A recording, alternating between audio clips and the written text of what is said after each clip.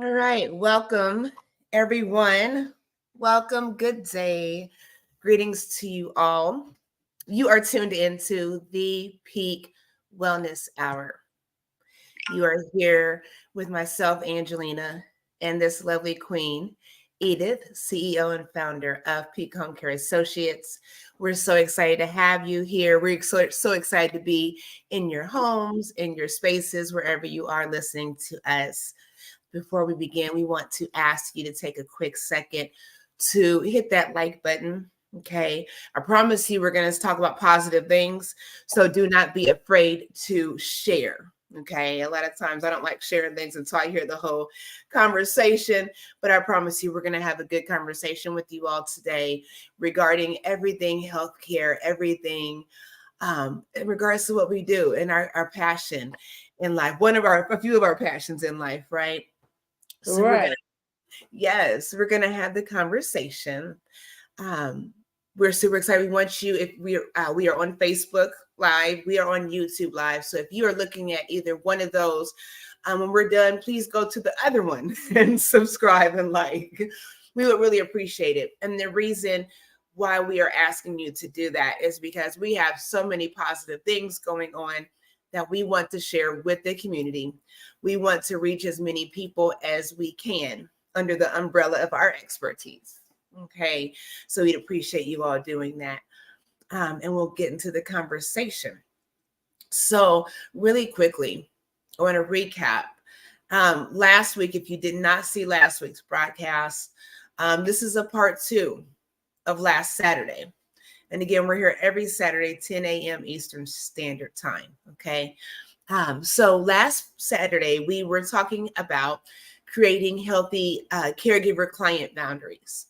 And I think I steered us a little outside of that umbrella because we did go on to speak of not just caregiver, patient or resident boundaries, but we were talking about clients as it refers to third party relationships in healthcare, as it pertains to the family members of those that we care for, as it pertains to healthy work environments and setting boundaries, because we're all clients in that aspect in all kinds of different ways. So, with that being said, we want to run it back in and we want to focus on those that we actually provide care and services for under the services that we provide here with Peak Home Care Associates. And it does go along with anyone that is giving services and providing care as a healthcare provider. So hopefully this does not just resonate with those that are linked with Peak Home Care, but across the board on how we should maintain healthy relationships within our profession. So I'm going to take a breath. I'm going to let this lovely queen, the CEO and founder of Peak Home Care Associates, speak. You had to say that, Queen. You really had to say that, right? Yes. Hello, family. It's a beautiful Saturday. I love rain. Yes. I do, especially at night when you can really sleep. I Mm, love it. yes. But when you have to go out and about and run errands on Saturday morning, it can be. But look at it this way: without rain, we won't get all the beautiful flowers and roses and stuff we put on our tables and we send to our Exactly. moms and loved ones and all of that. So, well, we take it all. We take it all. Happy start today. It Yes. is another day and it is time, peak wellness hour. It's exciting. Don't mind me, I'm trying to wake up. You and me both. I'm trying to wake up. I'm still trying to wake up. But on a more serious note, last week we shared a few things about boundaries, and it was very clear that boundaries, some of them sometimes are invisible barriers or lines or walls we put up that we don't want people to cross, basically. And we went on and explained the workplace boundaries. We talked a little bit about our own office boundaries, and we also talked about boundaries in the home or the apartment of the client if they live in a facility. So boundaries are important. One thing I want to add about boundaries is the goal. As clients, as caregivers, and in our caregiver client relationship, a lot of the times we want to be friendly. We want to be easy to talk to. We want the client to be at ease with us. So sometimes we go overboard. Sometimes we do too much. As our youth will say, we do too much. But if we bear in mind that the goal for boundaries is to prevent harm, there's something called non-malfeasance in counseling, or I think even medical terminology. And non-malfeasance is not the goal not to do harm, so that you do not do harm to the client. Sometimes the over friendliness um,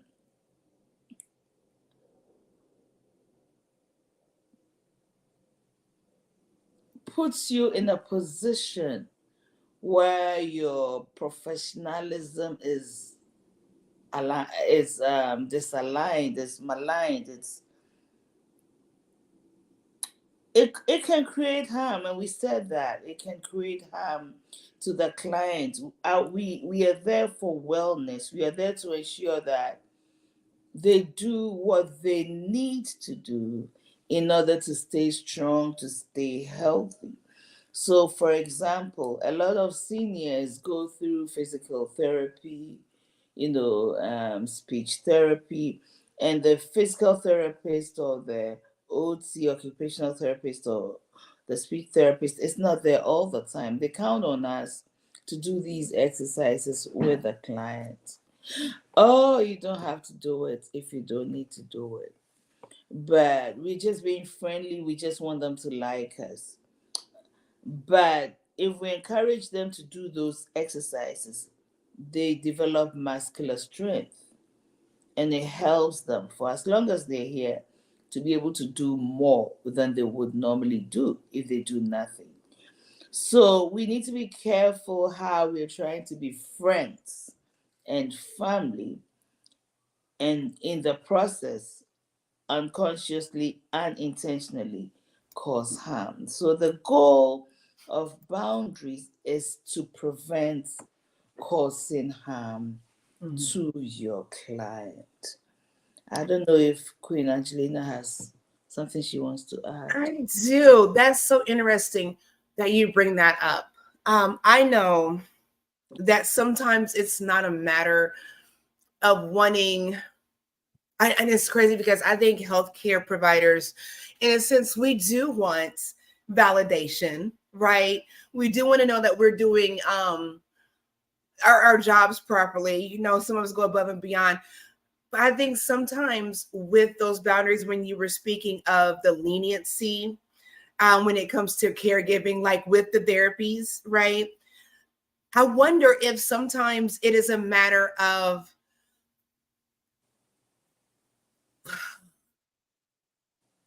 having boundaries where unintentionally you're setting boundaries out of respect for elders.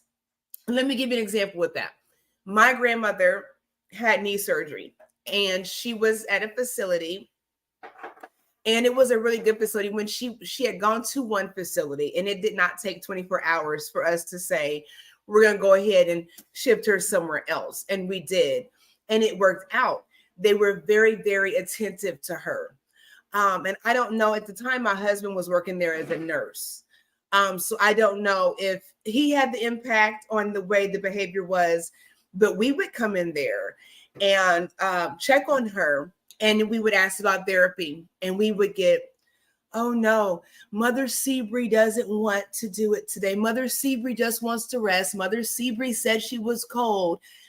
And I'm looking around like, Mother Seabree operates some of the functions in the church.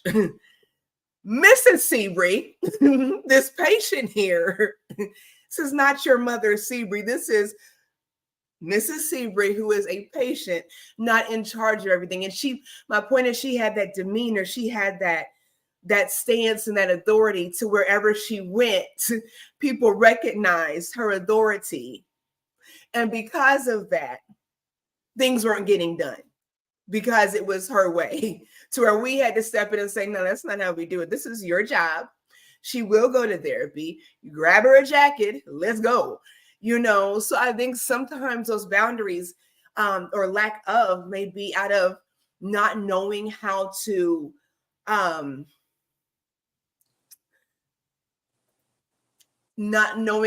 take control of a situation with our seniors. And I hesitated because we don't want to say it like that, because we're not in control of them. But you do have to take control of the situation when you are overseeing someone else's care. Okay, right.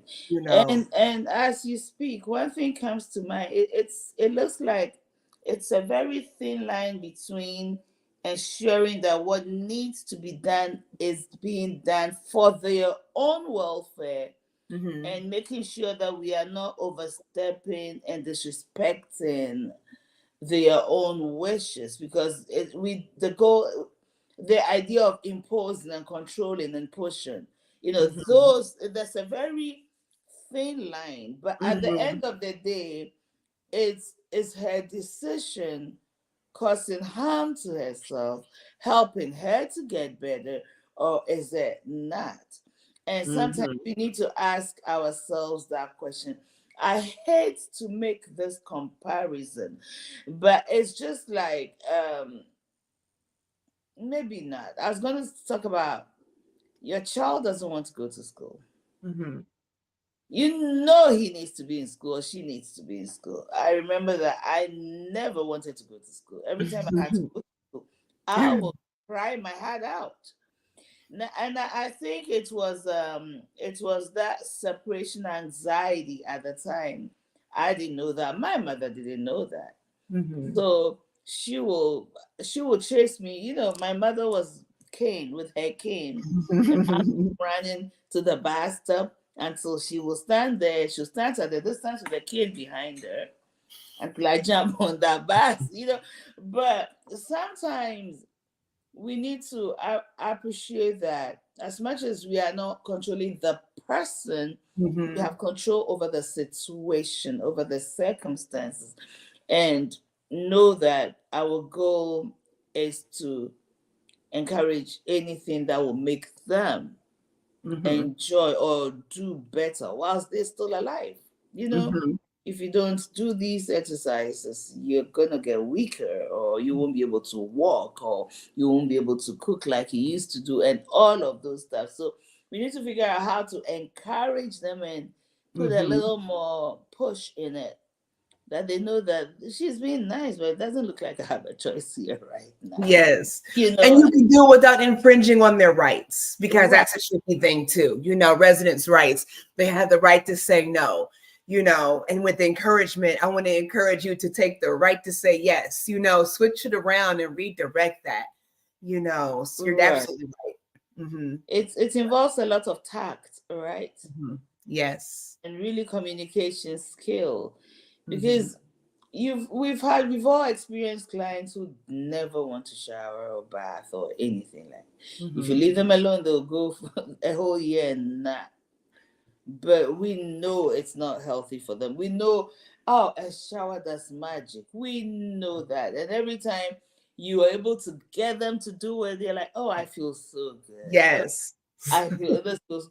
So we know they love the after effects, but how do we get them to like or even do the process without liking it, knowing that it will help them or not, being the other way around? So it's a lot of tact, it's a lot of skill, and it's a lot of, what's the word? Convincing, yeah. Yes. The ability to communicate effectively with them, Yeah, and be ready not to be liked, because sometimes they're not gonna like you just because you let them do things they don't want to do. Some of them will. I didn't want to do that. They made me do it, and on and on and on. But at the end of the day, they're cleaner, they're healthier, they feel better.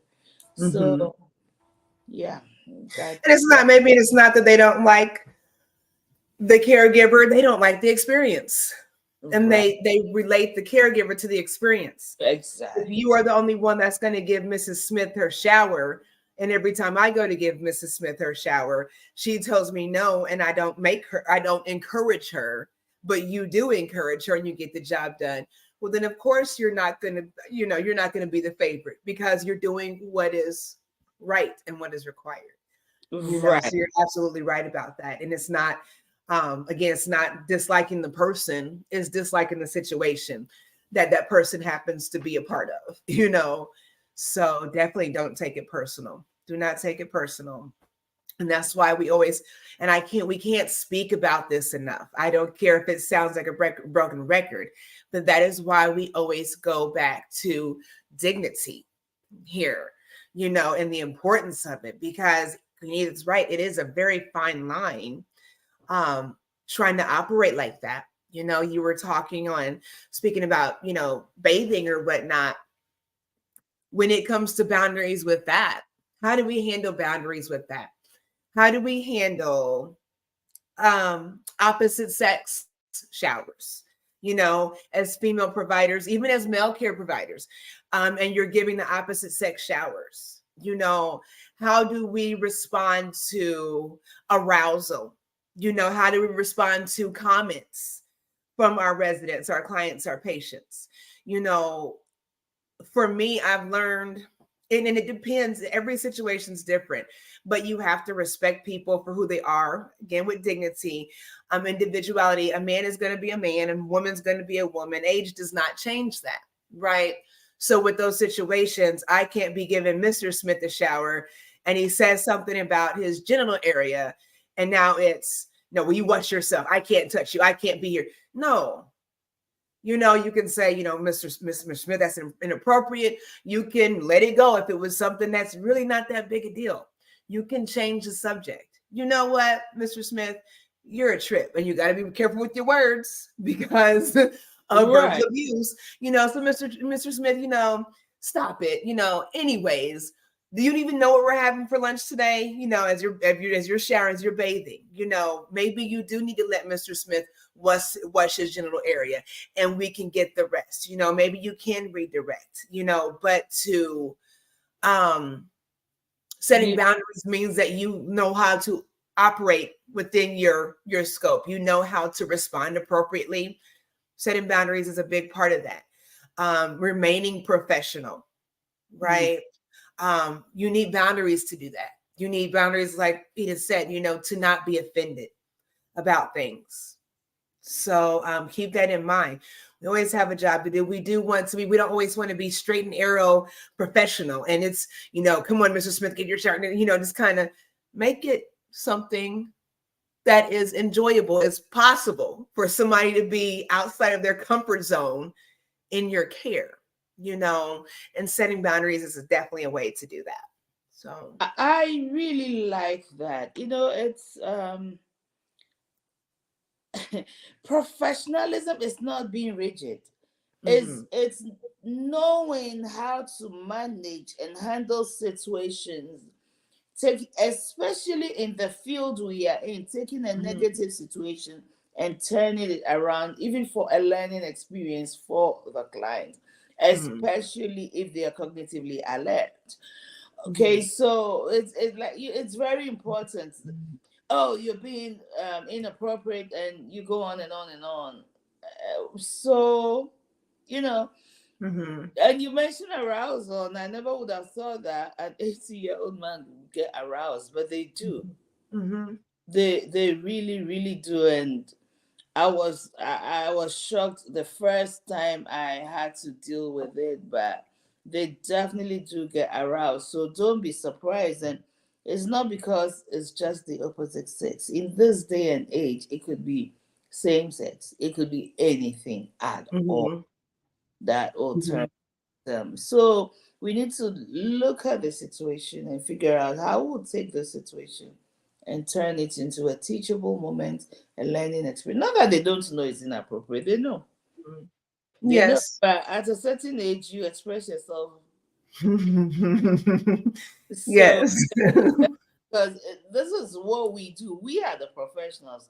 You got Mhm. to learn to maneuver or whatever, take the situation and turn it around and into some positive experience so they don't also feel embarrassed. Exactly. So they don't also, Exactly. because some of these men are basically some of your grandfathers and Mhm. grandmothers, Yeah.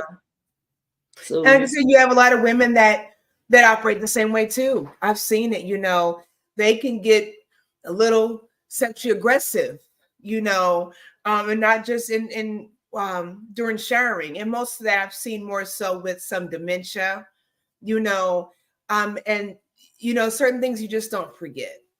So again, don't take it personal. And that goes with anything. You have to consider how people are have grew up. I'm 41 years old, and the baby boomers are retiring now, right? So what kind of people do we have retiring now? What is it going to look like 20 years from now when you come in and you have an 80 or 70-year-old man with tattoos all down his face, all down, got tattoo arm sleeves, got piercings in weird places? This is what you're going to see, you know 20 years down the road. You're going to see, I know someone, I'll say it like that, in working in a care facility, and right now they're having same-sex couples come in, you know as residents. So you're going to see all kinds of things, and the only way to be able to um, continue to properly do your job professionally to the best of your ability is staying on top of continued education in order to understand those boundaries, and they change all the time. um, so you have to pay attention to your surroundings and what's going on in the world, because as far as the trainings, I don't know if any of you ever done continued education, but it's pretty much the same. The fire drills, the evacuations, the elopements, the dementia training, all those things. But yeah, people, situations have changed, right, so we have to be very personable.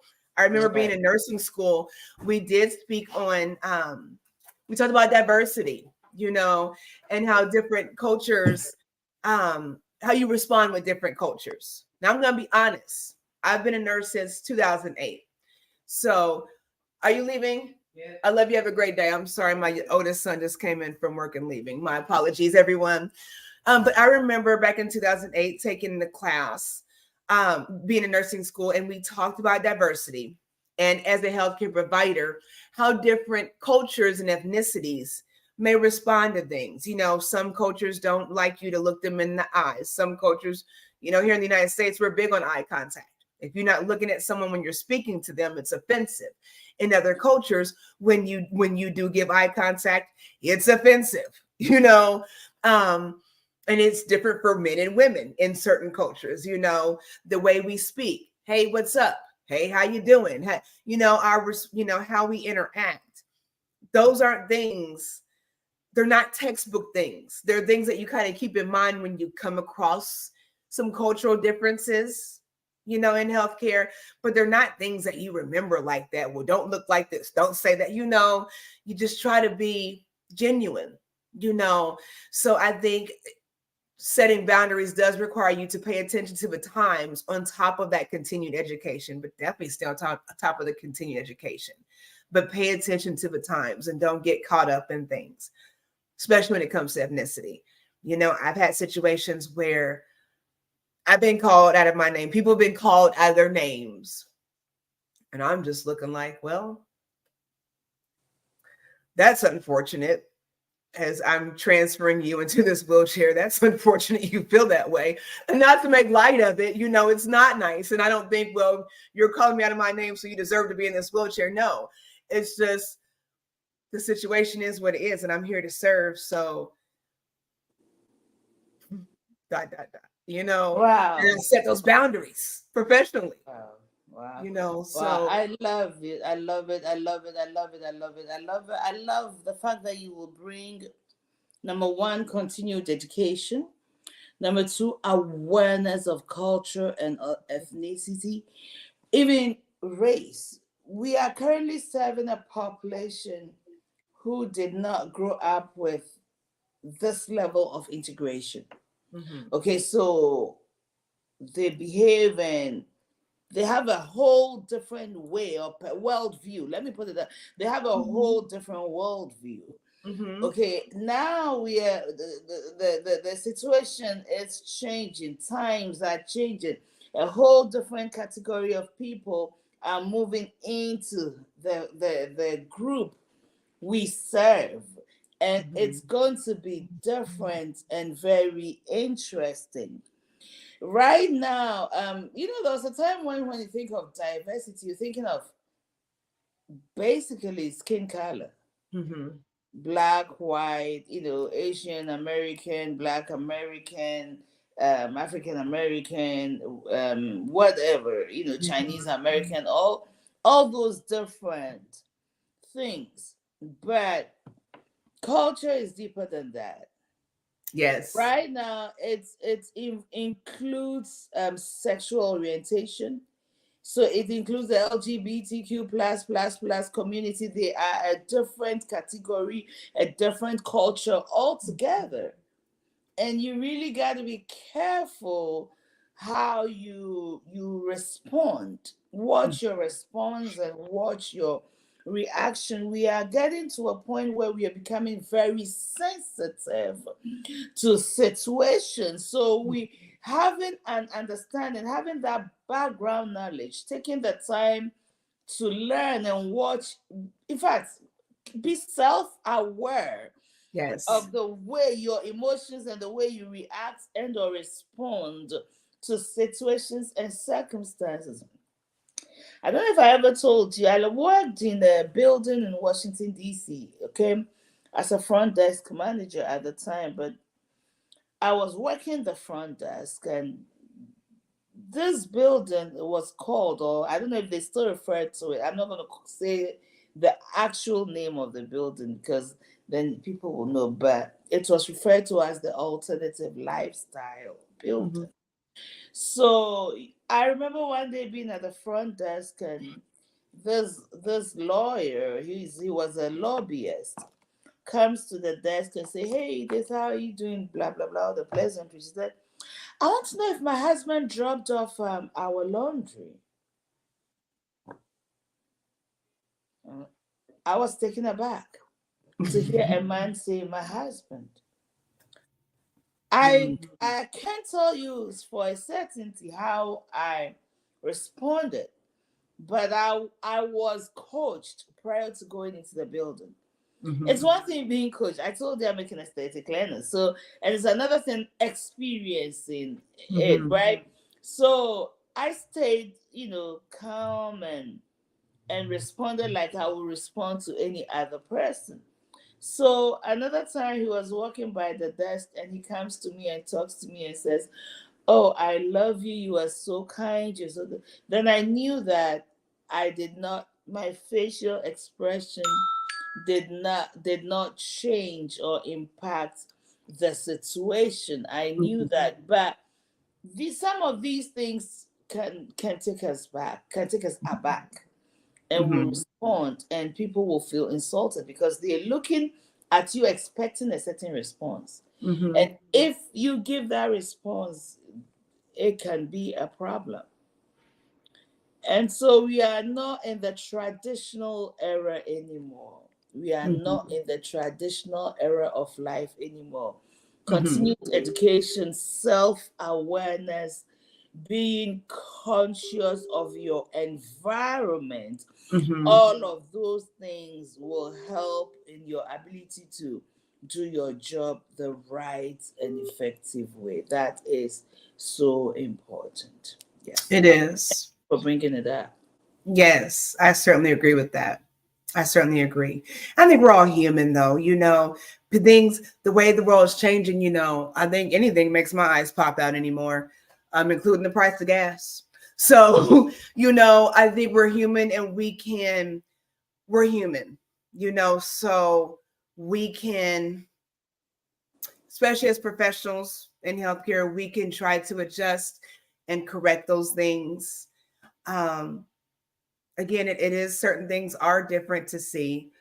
And so you do get different looks from things, from everything, from, same sex, relationships to biracial relationships to religion to politics. It's always something, but the goal is your boundaries have to be set up on based off of how you respond to things appropriately. And so sometimes when we make inappropriate initial responses, you can have boundaries to say, what, like you just said, I recognize that, and we'll move forward. And how do we move? How do we respond after that? How do we correct things? Especially when we give care, we say things to, with dementia. Hey, can you show me how to get to my room? Didn't I just tell you? Those are not good boundaries, because you don't understand the boundaries that you've been put in. You're in a boundary where you're in the locked unit. Okay. So everyone else that you're taking care of in that locked unit is in boundaries. So you have to assist within the boundaries that you're in. You have to be able to operate. With our profession, it doesn't make us limited. It doesn't bind us. It doesn't bind us. It defines us, if that makes any sense. I love that. Having boundaries doesn't mean you can't go this far. It means that you go the distance, but you have to detour sometimes and back it up sometimes. You still go, but there, like you said, there's some tact to it. There's some coup. So let me ask you a question. You had mentioned earlier, and I want to talk about this, boundaries with family dynamics. Do you want to touch on that? Because I was so excited. That's really where I was going next. So we're thinking alike. Yes, every family has a dynamic. Every family has, their family dynamics, their situations, their all kinds of things, and there's a lot of mushiness, a lot of good stuff, a lot of crazy stuff. There's just a lot going on. As caregivers, sometimes we hear things because siblings are visiting mom and they're talking about that sibling and how their behavior is affecting the whole mom's care process. So it's just a lot of things that we could be pulled into. And sometimes the challenge is that there's this family member who is so good to you, whom you like so much. And you really don't like the other one that they also don't like. How do you stay away from these dynamics? How do you maintain boundaries and not pulled into it? Because someone might want to confide in you. Someone might want to say something about a situation and may ask your opinion. How do you handle that? You put me on the spot. No, okay, give us. You know why? Because this is why. Because we're talking about boundaries. We're talking about professionalism, and then we're talking about being human. Imagine having someone come in and care for your loved ones. Those of you listening, and you trust them. They're in your house. They're in your space. Even if your loved one is in a facility, you have people that you trust to give care to your loved ones. What better person, what better kind of people to confide in than the healthcare providers you're paying all this money to care for your loved ones for? Who wouldn't understand what's going on? Edith and I are family. I take care of Edith all the time. Our other sister does not. Who is this? Our other sister does not. So now I'm talking about Edith, she never comes. She never comes to visit. She never comes to help. Yes, I'm going to say that because you see that my sister's not here. You know that. She's never here. So yes, I'm going to say it. And you get it, right? You don't see her here, do you? It's just that simple to have those, to get intertwined. And so what do you say? Well, yeah, I do notice that you are here more. I mean, what do you say? I'm not going to say anything on my business. I think the best thing with that is to be, I think with healthcare providers, we have taken on unintentional roles. When I was in nursing, I never thought they didn't What do you teach mean us. when you were in nursing? You are in nursing. Well, no, excuse me, nursing school. I'm sorry, nursing Okay, school. okay, I'm all sorry. right, When I was in nursing okay. school, I was never taught that you were going to be a manager when it comes to ranks and titles. I feel like when we all come together, we're all working together. LPN, RN, CNA, QMA, and we're all working together. So the rank thing was never a thing for me. So to learn that, you're supposed to be a manager over everybody under you. Everybody doesn't like that. It's everybody's not equipped to do that. Right. So in same aspect with healthcare providers, unintentionally we wind up being counselors, and coaches and mentors in these family situations. So the key to that when you hear it is be attentive to what's being said. And I guess it's not for everybody. For me doing coaching, I don't know. It's not for everybody. But if you're attentive and follow the conversation, they're talking to you for some reason, you know. So I would try to just kind of coast through it. She's never here. Well, I do notice that you are here, and I'm sure mom appreciates you being here. I'm sure it makes all the difference. It doesn't matter that she's not here. I can't say that. I know she's not here, and every time she comes, she only stays for a little while. I notice that Oh, you are every here. time she comes, she wants to change things around and she has so much Mm-hmm. complaint. She comes here probably once every 3 months and then Mm-hmm. she wants to change everything. Mm-hmm. They come once a while and then they change everything. They try to change everything. They try to manage everything. And then they leave a mess and they're gone. Mm-hmm. Well, Like siblings living in town and those living out of town. The one out of town comes because they're the older one it's and they all the time. come and try to change everything. And then they leave the mess for the one here to fix. How And you do you know what that is? That is feeling like you don't have control, like you're not involved. That is guilt. That is shame. And sometimes it's selfishness, unintentionally. But I think that's people trying to get control. For whatever reason, I can't be here, don't want to be here. How do you gain control of a situation? So when you are here, you're overbearing because you have to make up for all the time you're not here. It's a big balance. And so I say just listen, just listen, and try to be understanding, but getting involved. They talk, families talk.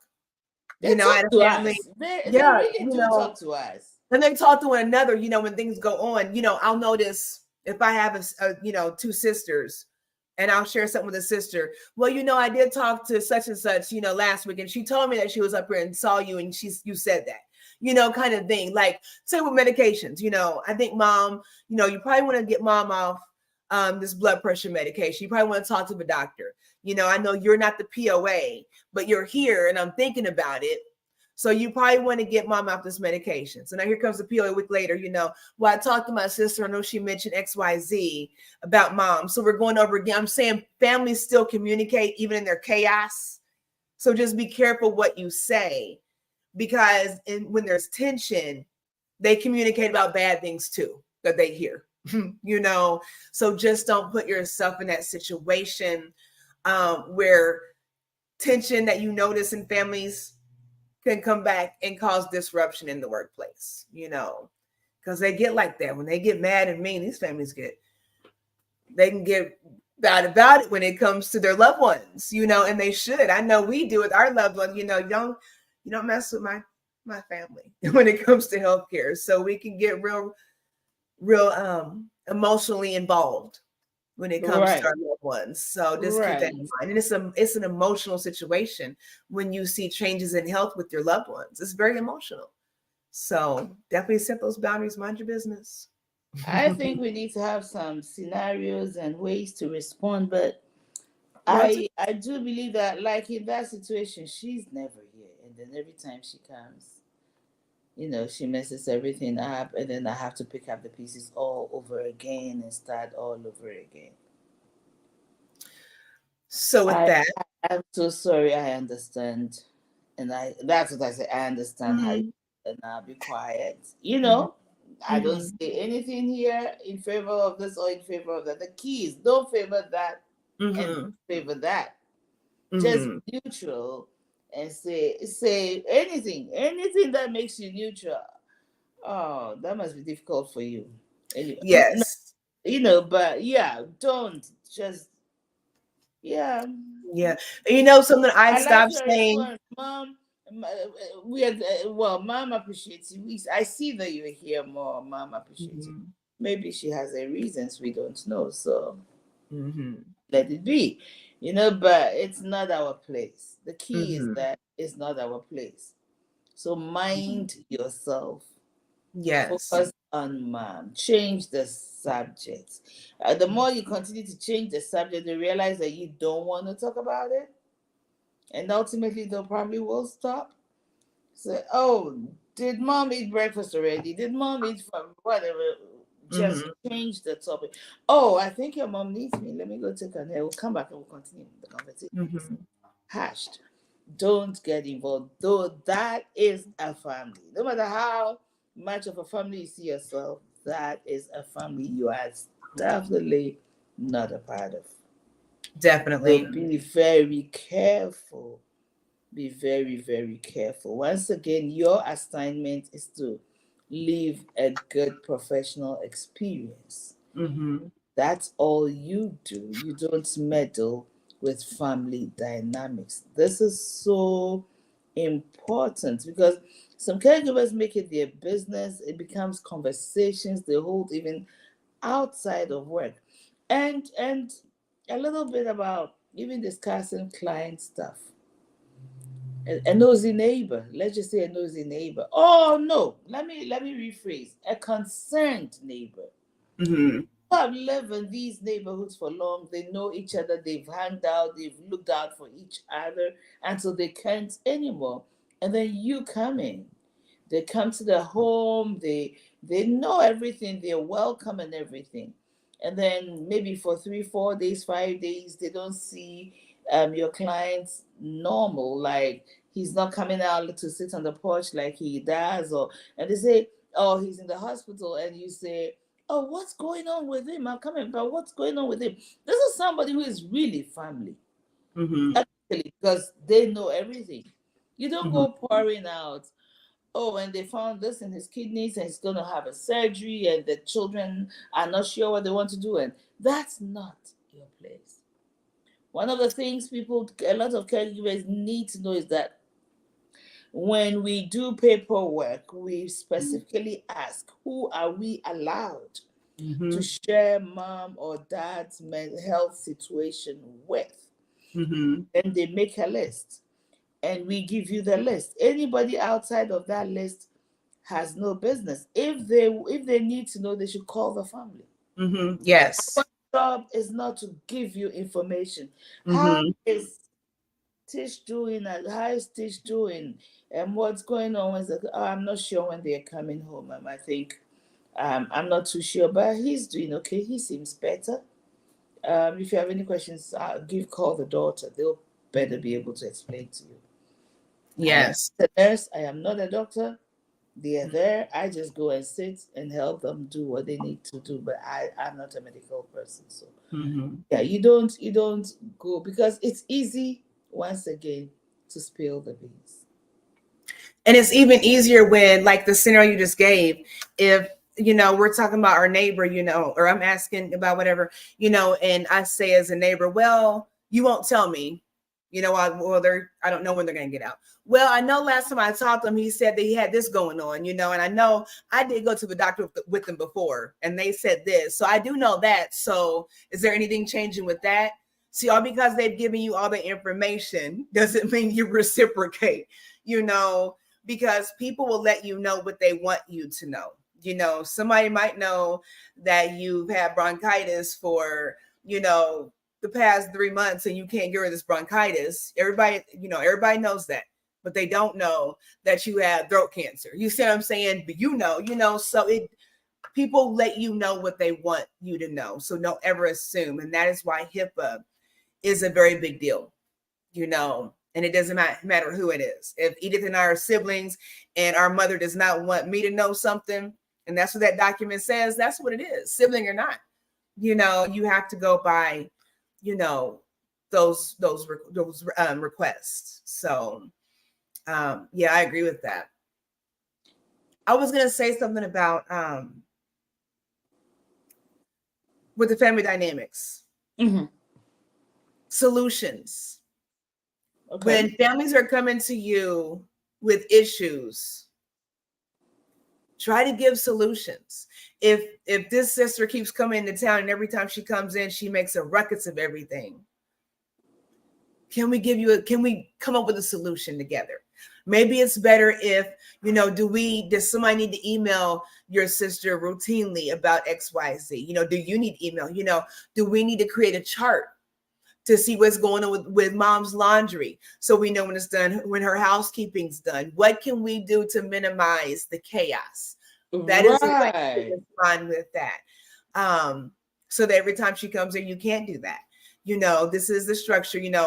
She has a med list. It's an updated med list. So don't come in here every 3 months about these medications. You have the med list every time it changes. There's ways to do things with that.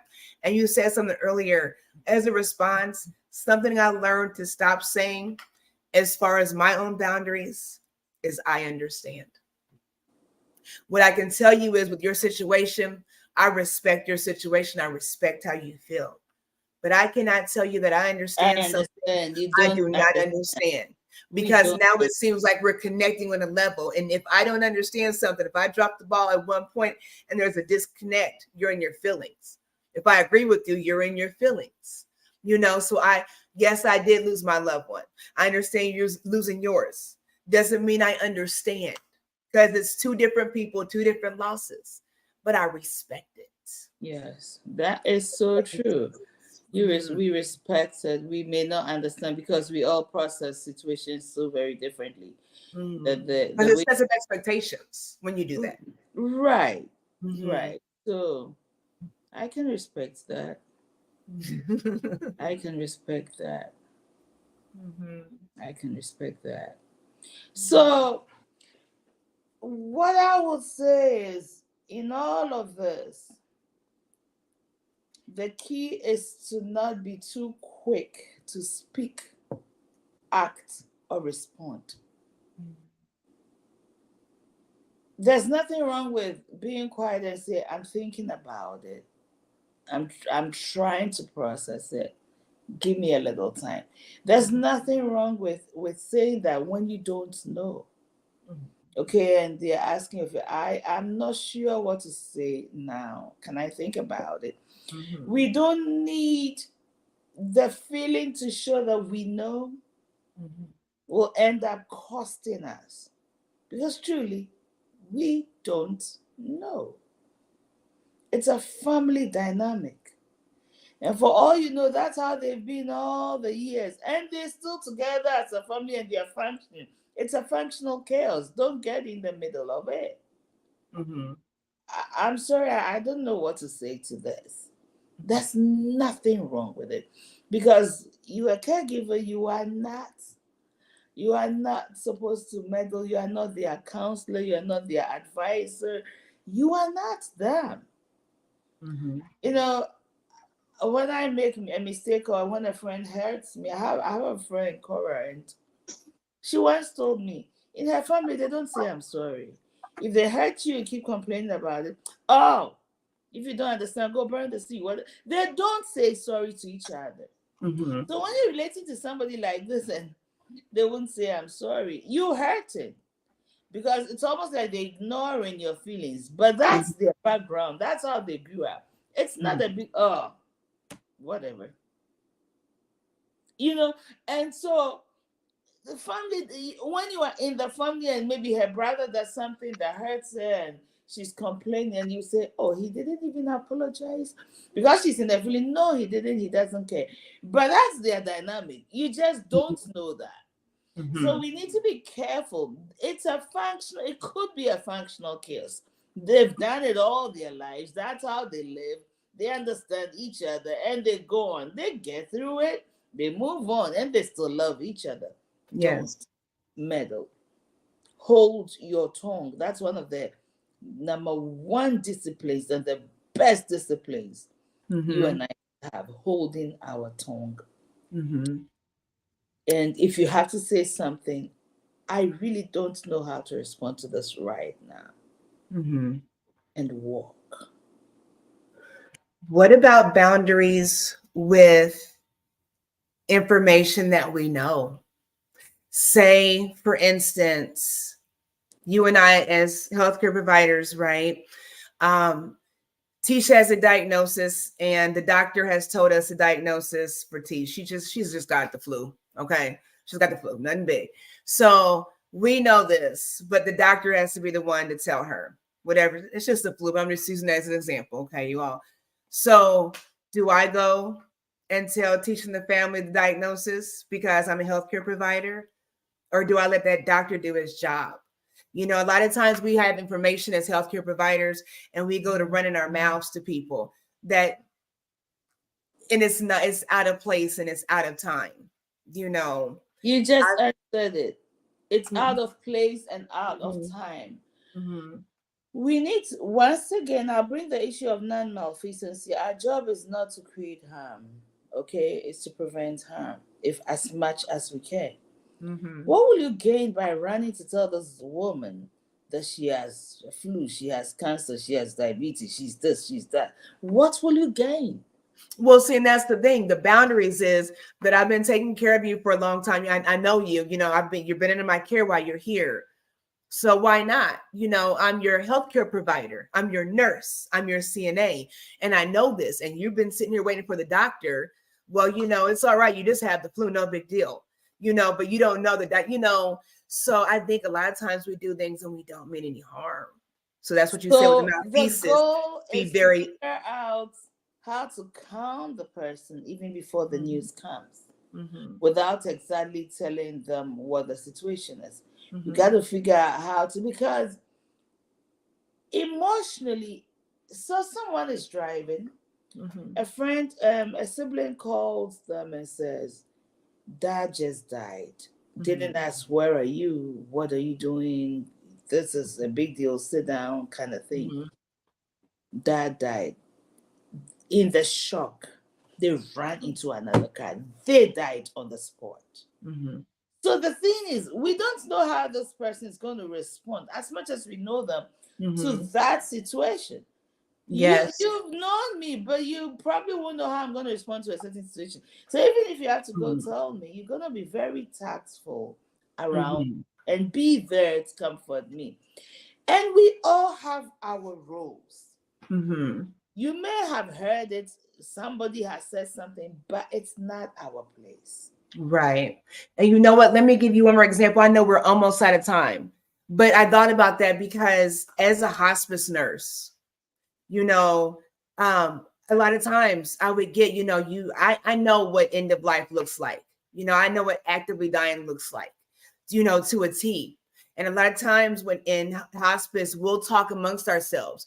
You know, I give them a week, I give them 48 hours. They might last to the end of the day, you know. But what happens when you have a family member standing there and you say, well, do you, and I've had it so many times, do you think they'll make it to the end of the week? Do you think they'll make it through the weekend? Do you think they'll make it through the day? You know, boundaries have to kick in there because I know that this is not going to look good come 24 hours. But all I can say is, you know, time looks like, things look like they're moving along. Things look like it's wrapping up, you know. It looks like you probably want to stay close, or, you know, you're short on time, you know, something along that nature. I can't say looks like 24 hours or less. Looks like, I don't want to say that because I've seen situations where we were given 24 hours. And this man, like, he's on his deathbed, and in 2 days, he's up walking and eating, and that's a whole nother story.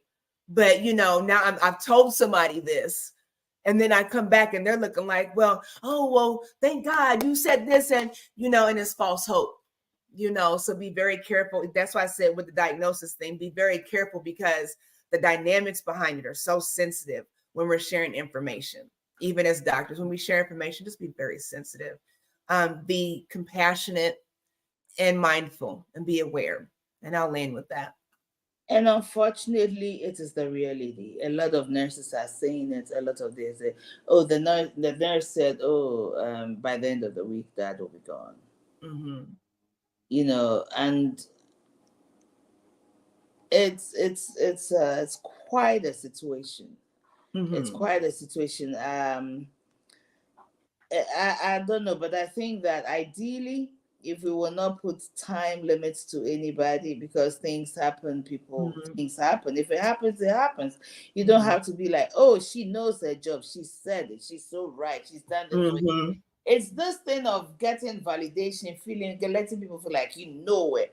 That's Mm-hmm. making say some things, but once again, it's a psychological problem. But it's needed. It's Mm-hmm. it's really needed. We you said there's a lot of sensitivity behind these things. I remember being angry at a client's daughter, and she was on hospice, and things were not moving as fast as they thought it would. Mm-hmm. And so this daughter comes to mom and talks to her, say, "Mom, if you're gonna sit here, you're gonna suffer, you're gonna do this, we're gonna do this. So from on this day, we're gonna start giving you this, and it's gonna help you go quicker." I was angry in my spirit. I really was. Mm-hmm. It's almost feel like we want to speed up the process for you to die so you don't suffer. Yeah. And I mean,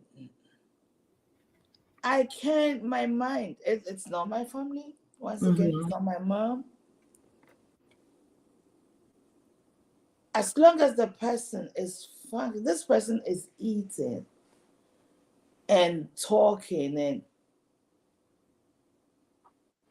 it's not like she's in a vegetative state where, no, not even bed bound. Mm-hmm. Mm-hmm. And I can't imagine how she's feeling in her head. I'm Mm-hmm. hurting for the client. But Mm-hmm. that's not something you tell somebody. We're gonna push you into death. We're gonna speed the process, put you down so you can, like, that's not a dog you put down. But again, you have to know the family dynamics, though. That's the That's thing. We my have to point. know yeah, go ahead. I'm sorry. And no, you're right. And I stayed out of it. I definitely stayed out of it. I didn't say anything, and I kept my mouth shut. Mm-hmm. But I can't say it did not get to me. Mm-hmm. It did.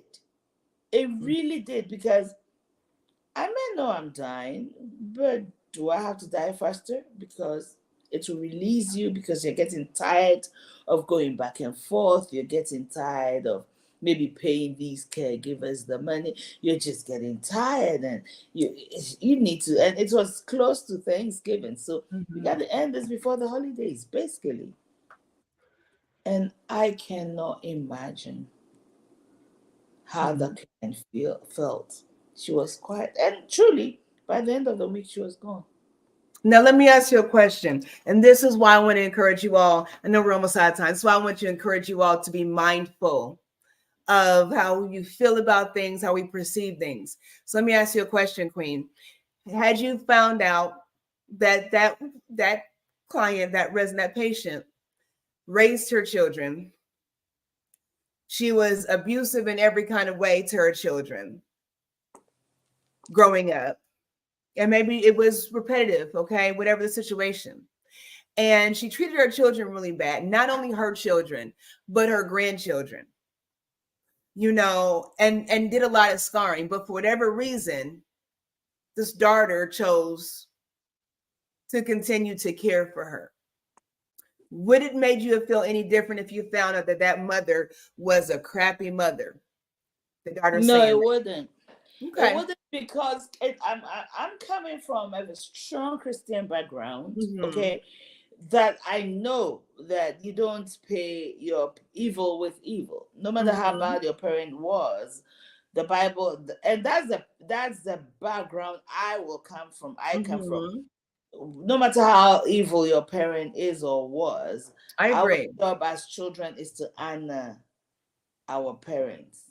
I Okay, agree. so without knowing or even knowing, it still won't change the way I feel. Do Mm-hmm. they deserve it? Maybe. Who am I to know? Right. I don't know. Right. And I'm not saying the daughter or the son was wrong or right. I'm just saying Right. situations like that definitely will mess with your mental health. Right. And for the record, I am in agreement with you. I was playing devil's advocate on Oh that. yeah, you So need. for a group, just for the record, for No, everyone no, listening, it's I don't important. want to It's put people really down like important. dogs.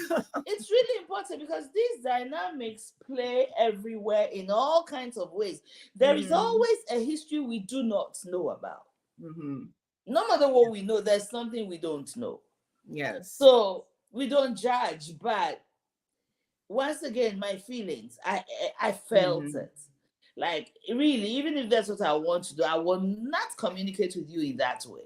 Mm-hmm. So that psychologically you're okay. You know, Yes. you understand me? Yeah, I Yes. can talk to the nurse. You can do what we are doing Mm-hmm. without giving you all the details. Mm-hmm. Do you understand that we're going to do Absolutely. this, and in 3 days or in 5 days you'll be dead? You Mm-hmm. understand what I don't know how that will affect me mentally, but I Mm-hmm. felt it. I would Yeah. do it quietly. Um, Thinking about the question you asked, this person has, let's just say, has some sickness, and the Mm-hmm. doctor has to break it. It's not my duty. When the doctor breaks it, and if they're feeling bad, as a caregiver, I go comfort. Mm-hmm. Right, I go comfort. If I have a way, if I have a chance, and the children say, if you tell your mom this, it's going to really worry her. It's not the sickness that's going to take her to a grave. It is knowing and how it's Mm-hmm. impacted. That's going to probably end up killing her. I'll say, if I were you, I probably wouldn't say anything like that. Just play it slow and calm and just let things. That's what I would say. But Yes. there's certain situations I won't want to talk about. I Mm-hmm. figure out how to just make those moments, knowing that maybe these are your last few days, make them pleasurable and pleasant. So you go in peace, though I know Mm-hmm. what I'm doing. So once again, boundaries. What do we say and what do we not say? Mm-hmm. How do we know what not to say? Knowing Mm-hmm. the person, if you consider how that's going to impact them. Mm-hmm. Because whether they know it or not, that thing is going to take them away. Mm-hmm. I remember telling my mom, you need to go do a physical. I need to go do a mammogram and I want to know what's going on with you. My mom said, I'm not going anywhere. I said, "Ma, so I'm not going anywhere. If I go and they find something, the knowledge will kill me." And she never Yeah. did. She Yeah. didn't want to know. Mm-hmm. Some people don't want to know.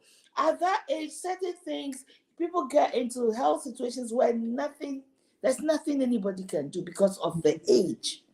Yes. They're gonna anyway, we all dying.